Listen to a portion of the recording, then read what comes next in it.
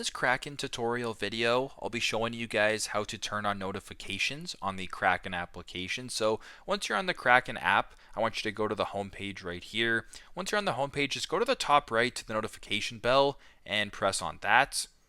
Once you're here, it'll say notifications, 2025 Outlook right here, and you actually don't have any options. But if you go to the top right as well and press on the settings icon, it actually brings you to this page. So choose your notification preference. There's minimal, essential, and everything.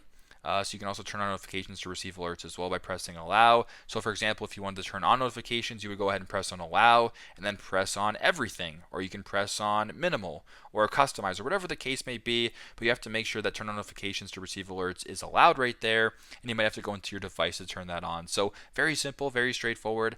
This is how to turn on notifications on Kraken. Thanks again for watching, and I hope this video helps.